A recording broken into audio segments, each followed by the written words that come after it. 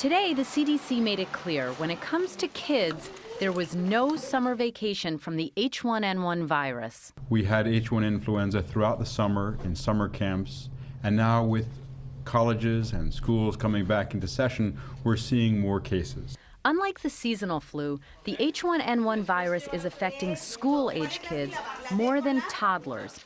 More than 80% of the kids who died were between 5 and 17 years old. Of the 36 children who have died, 2/3 of them had high-risk medical conditions, including cerebral palsy, epilepsy, and seizure disorders.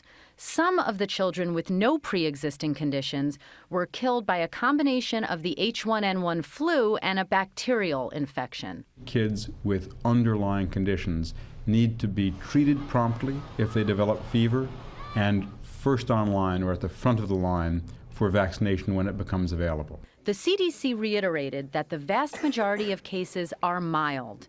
That was reflected in the first weekly report of flu-like activity on college campuses.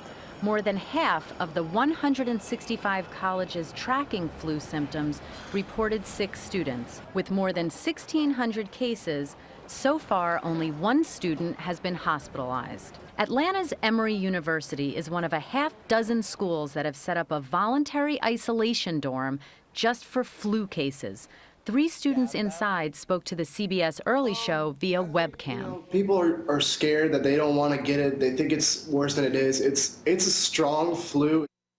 The CDC continues to see sporadic outbreaks of flu throughout the country, but is reporting high numbers of flu-like illness in the southeast, likely because many schools in the region are already back in session. Jen, we're so used to the seasonal flu affecting the very old and the very young. We know this is affecting seemingly the healthiest members of society, school-age kids. Do we know why?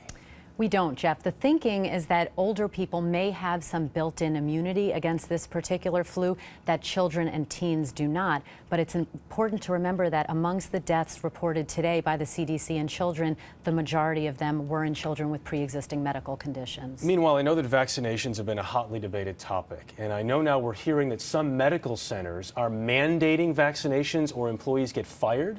Right. Well, healthcare workers are amongst the 5 priority groups that the CDC recommends be vaccinated. But traditionally, healthcare workers are poor in that compliance, and only about 40% get a flu shot. This move of hospitals and medical centers making flu vaccination mandatory is unprecedented and speaks to how concerned they are both about their patients and their workers. Sounds like it. All right, Dr. Jennifer Ashton tonight, thank you.